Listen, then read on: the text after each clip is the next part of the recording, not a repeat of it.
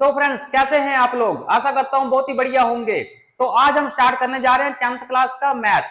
आज मैं बात करूंगा सबसे फर्स्ट चैप्टर के ऊपर, जिसका नाम है रियल नंबर्स। चलो देखते हैं। अगर मैं आप लोगों से पूछता हूं क्या होते हैं रियल नंबर्स, तो रियल नंबर कौन से होते हैं? हम लोगों ने एक चैप्टर पढ़ा था 9th क्लास में, उसका नाम क्या था? Number system. जिसमें क्या पढ़ा था हमने? Natural number, even number, integer, rational number, irrational number, जितने भी थे ना, ये सारे के सारे क्या हैं? रियल नंबर्स हैं। ये देखो क्या थी हमारी नंबर लाइन, इस तरीके से होती है ना हमारी नंबर लाइन, जीरो बीच में, 1 2 3 4, इस तरीके से पीछे -1 -2 -3। ये क्या थे? जीरो के राइट साइड में क्या थे? पॉजिटिव इंटीजर्स, और जीरो के लेफ्ट साइड में क्या थे? Negative integers. और यहां पर जीरो को क्या बोला गया था? Neutral integer. जीरो को बोलते हैं न्यूट्रल इंटीजर, क्योंकि जीरो ना पॉजिटिव इंटीजर है ना नेगेटिव है, क्योंकि जीरो ना नेगेटिव है ना पॉजिटिव है, इसलिए इसको बोलते हैं न्यूट्रल इंटीजर। जीरो भी एक इंटीजर है लेकिन न्यूट्रल वाली है।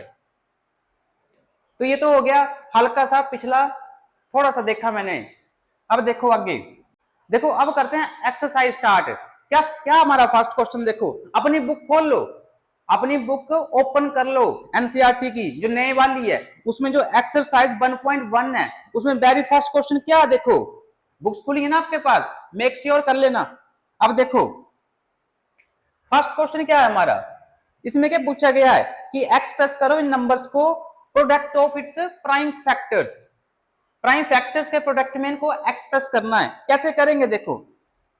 अब फर्स्ट क्वेश्चन क्या है, ये देखो 140 को प्राइम फैक्टराइजेशन के प्रोडक्ट में तोड़ना है, प्रोडक्ट ऑफ प्राइम फैक्टराइजेशन। तो देखो ऐसे करके तोड़ दो इसको, ऐसे टूट गया ये 5 7 जा, और इस तरीके से 7 1 जा, तो ये बन चुका। देखो तो 140 को कैसे लिख सकते हैं हम? इस तरीके से लिख सकते हैं 2 मल्टीप्लाई 2 मल्टीप्लाई 5 मल्टीप्लाई 7। इन सबको अगर मल्टीप्लाई करेंगे तो क्या आएगा आंसर? 140। और ये सारे के सारे नंबर कैसे हैं? देखो ये सब के सब नंबर कैसे हैं? प्राइम नंबर्स हैं, प्राइम नंबर्स। और ये बीच में क्या हुआ? देखो इनको, इनका प्रोडक्ट हो गया ये, तो प्राइम नंबर्स का प्रोडक्ट हो गया। और ये क्या है? देखो 2 2 5 7, ये सारे के सारे इसके फैक्टर हैं 140 के। तो ये हमारा आंसर आ चुका है। देखो इसी तरीके से क्या है, अगला क्वेश्चन करना आप लोगों को, ये आप लोग खुद करोगे, सेम ऐसे ही करना है। मैं आपको करवाने जा रहा हूं सेकंड क्वेश्चन। अब देखो सेकंड क्वेश्चन और थर्ड क्वेश्चन सेम ही चीज है। मैं आपको एक करवाऊंगा एग्जांपल, उससे आपको हर क्लैरिटी मिल जाएगी कि कैसे करना है इन क्वेश्चंस को, सेकंड और थर्ड क्वेश्चन को। एक एग्जांपल देता हूं, ध्यान से सुनना बस, देखना इधर। अगर मेरे पास कोई 3 नंबर दिए, देखो एक 24 है और एक 28 और एक 78, ये 3 नंबर दिए हैं। अगर मेरे को इनका एलसीएम निकालना है और क्या निकालना है? एचसीएफ, ये निकालना है। तो हल्का सा जान लो एलसीएम क्या होता है और एचसीएफ क्या होता है। देखो ये लीस्ट कॉमन मल्टीपल, एलसीएम का मतलब लीस्ट कॉमन मल्टीपल। अब ये मल्टीपल क्या होता है? मल्टीपल का मतलब क्या होता है? देखो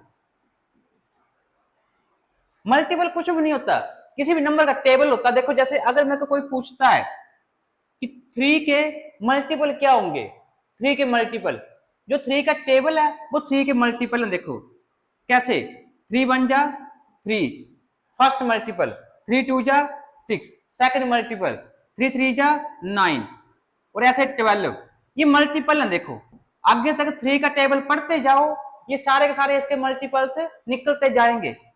अगर मेरे को कोई पूछता 24 के मल्टीपल, तो मैं 24 का टेबल पढ़ता, 24 1 जा 24 और 24 दूने 48, इस तरीके से आगे को मूव करता जाएगा। तो ये सारे सारे जो भी आएंगे ये 24 के मल्टीपल्स है। तो मल्टीपल्स क्लियर हो गया आपका।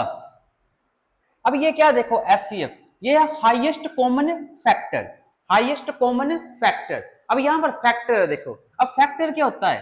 फैक्टर समझ लो पहले। अगर मेरे को कोई बोले कि 24 के फैक्टर लिखने हैं, फैक्टर, तो क्या लिखोगे आप लोग? बताइए क्या फैक्टर लिखोगे आप लोग? अब 24 फैक्टर होते क्या है? वो सारे के सारे नंबर जो 24 को डिवाइड कर देंगे। जो नंबर मैंने दिया है ना, इस नंबर को डिवाइड करने वाले सारे के सारे नंबर इसके फैक्टर्स होंगे। देखो जैसे 1 तो सबका फैक्टर होता है, कॉमन फैक्टर है ये तो हर किसी नंबर को डिवाइड कर देता है। दूसरा क्या होगा? 2 भी होगा। देखो अगर इसको मैं 2 से डिवाइड करूं तो कट जाएगा 24 पूरा का पूरा, तो 2 भी इसका फैक्टर है। इस तरीके से ना 24 डिवाइडेड बाय 2 तो 12 दूनी 24 और आंसर आ गया 0। आ गया ना? इस तरीके से जब नंबर पूरा पूरा कट जाता है तो वो नंबर उस नंबर का फैक्टर होता है। अब 24 का फैक्टर हो गया 2। अब अगर आप थोड़ा सा याद करो, आपने 9th क्लास में एक पॉलिनोमियल पढ़ा था, उसमें क्या था? Factor theorem. अब फैक्टर थ्योरम का मतलब क्या था कि ऐसी कौन सी वैल्यू पुट करें कि वो 0 बन जाए, मतलब वो पूरा का पूरा कट जाए, लास्ट का जो रिजल्ट आए कुछ ना बचे लास्ट में 0। तो वही चीज सेम है, ये वो फैक्टर होते हैं। तो आपको लग गया पता फैक्टर क्या है? अब 24 के फैक्टर क्या? देखो 1 है, 2 है, उसके बाद 3 भी होगा देखो, और 4 भी होगा, और 6 भी होगा, 8 भी होगा, ऐसे 12 होगा, फिर कौन सा होगा? फिर 24 होगा। ये सारे के सारे 24 के फैक्टर्स है। मतलब जितने भी नंबर लिखे हैं मैंने, ये 24 को इजीली काट देंगे। तो इतना क्लियर? अब आ जाओ क्वेश्चन पे प्रॉपर। मैं आपको हर चीज डिटेल में समझा रहा हूं, क्वेश्चन आप लोग खुद कर लोगे सारे। अब आओ क्वेश्चन के ऊपर। हमने क्या समझ लिया? मल्टीपल्स क्या होते हैं, फैक्टर्स क्या होते हैं, और बस अब निकालते हैं इसको।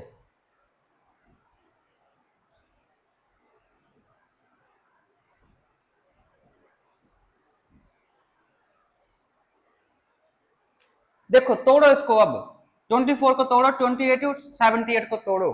कैसे तोड़ना देखो, 24 को करो ऐसे, तोड़ो इसको।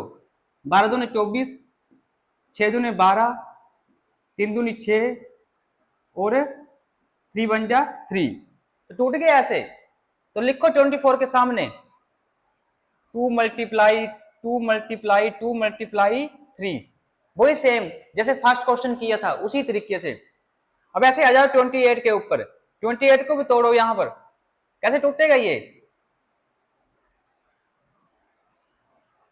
14 2 जा, ये तो आप लोग तोड़ लोगे ना। ये देखो टूटा ये 2 मल्टीप्लाई 2 मल्टीप्लाई 7। ऐसे 78 को भी तोड़ो, कैसे टूटेगा देखो।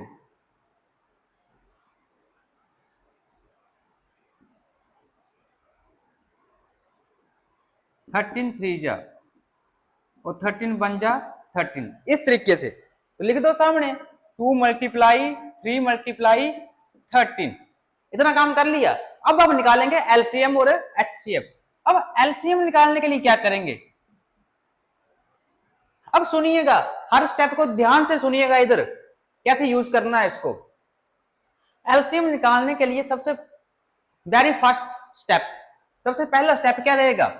सबसे पहले हमें देखना है कि कौन कौन से नंबर इधर यूज हुए हैं, कौन कौन से नंबर यूज हुए हैं। लेकिन उससे पहले एक काम और करने को रह गया, एक काम और करने को रह गया। देखो देखो इधर 24 है, 28 है, 78 है। अब देखो इनको कंबाइन कर लो। जो नंबर बार बार आया है ना उसको पावर में लिख लो। कैसे? देखो 2 2 2 3 बार आया है तो 2 का क्यूब मल्टीप्लाई 3, ऐसे लिख लिया। उसके बाद यहां पर क्या आया देखो, 2 का पावर 2 आई है और मल्टीप्लाई 7। अब 7 एक ही है तो एक ही लिखेंगे। अगर 7 7 और होते तो उसको पावर में इकट्ठा करके लिख लेते। इसी तरीके से 3 था, एक ही था तो एक ही बार लिखा, तो उसमें कोई दिक्कत होनी नहीं चाहिए। अगले में क्या देखो, 2 अकेला ही है और 3 अकेला ही है और 13, तो इसको एक कंबाइन फॉर्म में लिख लिया हमने अभी इसको एक कंबाइन फॉर्म में लिख लिया। अब लिखते हैं इसका एलसीएम। अब देखो फर्स्ट स्टेप क्या रहेगा हमारा? सबसे पहला स्टेप, कौन कौन सा नंबर यहां पर यूज हुआ है, कौन कौन से नंबर यूज हुए हैं। पावर्स को भूल जाओ थोड़ी देर के लिए, सिर्फ नंबर देखना है। तो नंबर एक 2 यूज हुआ, एक 2 यूज हुआ है ना। उसके बाद एक 3 यूज हुआ देखो, उसके बाद एक 7 यूज हुआ है। लिखना नंबर एक एक बार ही है। 2 यूज हुआ, एक 3, एक 7 और एक 13। इसके अलावा कोई और नंबर है इन सब में यूज हुआ जो हमसे छूट गया हो? नहीं है कोई नंबर। तो ये एलसीएम आ चुका। देखो अब क्या करना, ये नंबर लिख ले हम सब ने, इनको मल्टीप्लाई कर दो आपस में। मल्टीप्लाई कर दिया, इतना स्टेपिंग क्लियर है। अब नेक्स्ट स्टेप क्या होगा उसको भी सुनो ध्यान से, आपको हर स्टेप कॉपी पे लिख के रखना है कि कैसे क्या है। अब नेक्स्ट स्टेप क्या रहेगा, अब पावर्स देखनी है, पावर्स।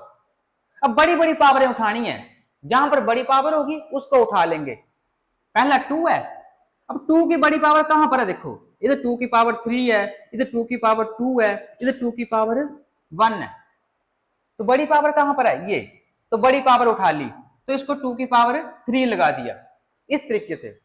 ऐसे 3 को देखो, देखो तो 3 देखो यहां पर भी है, 3 यहां पर भी है, पावर कहां पर बड़ी है? तो दोनों में सेम ही है, देखो 1 ही, तो 1 नहीं उठा ली पावर।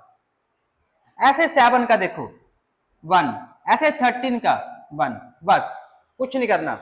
अब इसको आपस में सबको मल्टीप्लाई कर दो। 2 का क्यूब क्या होगा? 8, और ये 3 मल्टीप्लाई 7 मल्टीप्लाई 13। जैसे इसको मल्टीप्लाई करेंगे हमारा एलसीएम आ जाएगा। तो ये तो हो गया हमारा एलसीएम।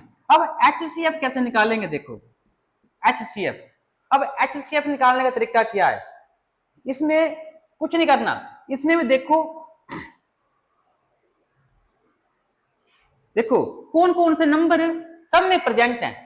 ऐसा कौन सा नंबर है जो सब में प्रेजेंट हो? देखो 2 देखो, पावर्स को छोड़ दो फिलहाल के लिए। 2 देखो यहां पर भी है, 2 देखो यहां पर भी है, 2 यहां पर भी है। तो 2 को हम ले लेंगे क्योंकि 2 जो वो हर जगह प्रेजेंट है, तभी लेंगे। ऐसा नहीं है कि कोई भी नंबर उठा लिया, 2 हर जगह प्रेजेंट होना चाहिए। तो आ गया 2, देखो एक नंबर 2 आ गया। तो ऐसा कोई और नंबर है जो हर जगह प्रेजेंट हो? देखो 3 यहां पर तो है, 3 यहां पर भी है, लेकिन 3 यहां पर नहीं है, तो इसको नहीं लेंगे। एलसीएम में क्या था, हमने सिर्फ नंबर ले लिए थे, जो जो नंबर थे वो उठा लिए थे। लेकिन एचसीएफ में ऐसा नहीं होगा, जो नंबर हर जगह प्रेजेंट होगा उसको ही लेंगे, अदरवाइज नहीं लेंगे। तो अब देखें एक नंबर 7 है, देखो तो 7 तो ना यहां है ना यहां है, हर जगह प्रेजेंट चाहिए, कहीं एक में ना हुआ तो उसको नहीं लेंगे। तो आ गया ये, बस। तो 2 ही मिला हमें, एक और कोई नंबर है ही नहीं जो हर जगह हो। अब देखेंगे पावर। अब यहां पर सबसे छोटी पावर लेंगे। यहां पर क्या था, देखो एक 2 मिला है, तो 2 की सबसे छोटी पावर कहां पर है? देखो ये सबसे छोटी पावर, तो 1। एलसीएम में उल्टा था, बड़ी बड़ी पावरें उठाई थी, यहां पर छोटी पावर उठेगी। इस वीडियो को बार बार देखिएगा, आपको समझ आएगा। तो देखो ये 2 की पावर 1, तो यही आंसर आ गया, देखो 2, तो ये एचसीएफ आ गया। अब देखो आपके माइंड में डाउट आ सकता है, कैसा कि अगर कुछ भी कॉमन ना हो तो, मान लो कि 2 यहां ना होता, फिर तो 2 भी नहीं ले पाते हम। मान लो 2 यहां पर ना होता तो 2 भी नहीं ले पाते, फिर क्या होता? तो कुछ नहीं होता, तो आंसर 1 होता। देखो इधर अगर 2 ना होता तो मल्टीप्लाई 1 तो मैं कर ही सकता हूं, इधर भी मल्टीप्लाई 1 तो मैं इधर भी कर ही सकता हूं, मल्टीप्लाई 1 मैं इधर भी कर सकता हूं। तो 1 तो हर जगह कॉमन है ही। तो देखो यहां क्या था, 2 की पावर 2 था ना, तो देखो 2 तो हमें कॉमन मिल गया 2, और सबसे छोटी पावर लिख ली हमने। अब देखो यहां पर 1 भी सब में कॉमन है, देखो तो इनटू 1 भी हम लिख सकते हैं। तो अगर यहां कोई भी कॉमन ना होता तो 1 आंसर होता। Done, okay. तो यहां तक आप समझ चुके हो हर बात को। अब करते हैं क्वेश्चन का पहला पार्ट। अब आप लोग ही करोगे, रुको। अब देखते हैं सेकंड क्वेश्चन कैसे है। ये मैंने करवा दिया आपको हर चीज, अब आप लोग खुद कर लोगे। देखो इसमें 2 नंबर दिए हैं, और क्या हो गया 26 और 91, 2 ही नंबर दिए हैं इसमें, तो कोई बात नहीं, 2 पे काम करेंगे, सेम काम करेंगे। लेकिन 2 दिए हो, 3 दिए हो, 4, 5, 50, जितने मर्जी नंबर दे दे, हमें क्या दिक्कत है, स्टेपिंग वही रहेगी। तोड़ो 26 को, 2 इंटू 13 तोड़ लेना इस तरीके से, ऐसे टूटा है ये, ऐसे करके चाहे इंटू 1 भी लगा लो आगे, कोई दिक्कत नहीं है। 7 इंटू 13 इंटू 1 ऐसे तो हो गया। अब लिखो इसका एलसीएम, क्या आएगा इसका एलसीएम, क्या आएगा देखो, क्या बताया था मैंने। अब करो खुद, कौन कौन से नंबर यूज हुए हैं, एक 2 हुआ, एक 13 और एक 7, ये हुए नंबर यूज, 2, 13 और 7। और पावरें कैसी हैं देखो, सबसे बड़ी पावर लेंगे तो पावरों का कोई खेल ही नहीं है, एक एक पावर आ गई सबकी। और एचसीएफ क्या आएगा देखो, कॉमन है कुछ, ये देखो 13 कॉमन है देखो, और पावरों का कोई खेल ही नहीं है, पावर से तो कोई मतलब ही नहीं है, क्योंकि पावर सब में एक एक ही है। तो 13 तो आ गया 13, और एक क्या इंटू 1 कर लो, तो यहां से क्या एचसीएफ आया, एचसीएफ आ गया 13, और एलसीएम क्या आएगा, इनको करो मल्टीप्लाई, करो मल्टीप्लाई, 13 दूने 26, 26 इंटू 7, 7 दूने 14, 140, 7 के 42, 2 4 182, ये आ गया देखो 182, ये एलसीएम आ गया और ये एचसीएफ आ गया। अब ये जो क्वेश्चन है सेकंड, इसमें एक बात और पूछी है, देखो एक फॉर्मूला आता है हमारे पास, अब वेरीफाई भी करना है, ये वेरीफाई करना है, ये वेरीफाई करो कि प्रोडक्ट ऑफ, देखो हमारे पास एक फॉर्मूला आता है, अगर हम एलसीएम मल्टीप्लाई एचसीएफ, एलसीएम को एचसीएफ से मल्टीप्लाई कर दे तो वो क्या होता है, प्रोडक्ट ऑफ 2 नंबर के बराबर आता है, product of 2 number, LCM into HCF is equal to product of 2 number. जो 2 नंबर दिए हैं ना, जो दिए थे देखो 26 और 91, तो 26 और 91 इन दोनों का प्रोडक्ट, जिनका मैं निकालना था ना सब कुछ, इनका प्रोडक्ट और एक इसके इक्वल होना चाहिए, वेरीफाई करना है कि इक्वल आ रहा है या नहीं। अगर आपका इक्वल नहीं आया तो मतलब आपने गलत निकाला है एलसीएम और एचसीएफ, ये हमेशा ही इक्वल आता है। अब देखो एलसीएम इंटू एचसीएफ, तो एलसीएम क्या आया देखो 182, और मल्टीप्लाई एचसीएफ क्या आया एचसीएफ 13, तो देखो इनको मल्टीप्लाई करो, क्या ये इक्वल आया, अगर इक्वल आ गया तो डन। तो ये कौन सी साइड है देखो,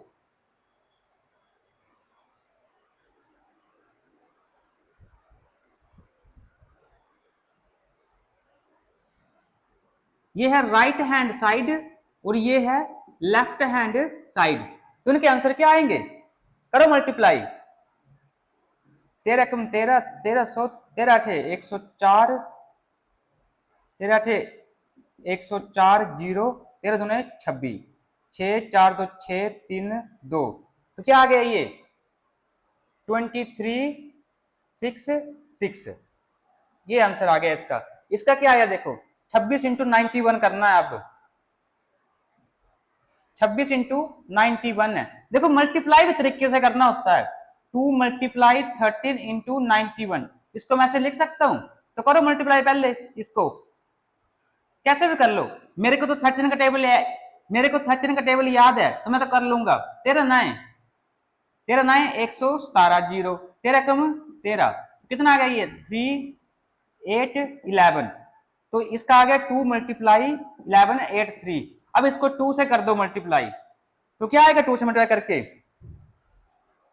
करो इसको 118 दूने 236, 236, 0 और 3 दूनी 6, और यहां प्लस कर लो, ये आ गया देखो, तो ये इक्वल आ चुका है। जब इन दोनों को आपस में मल्टीप्लाई किया ना, इसका आंसर क्या आया देखो 2 3 6 6, और इसका भी क्या आया 2 3 6 6, तो वेरीफाई हो गया, देखो दोनों आपस में इक्वल आ गए, बस ये काम करना है, वेरीफाई का ये मतलब है।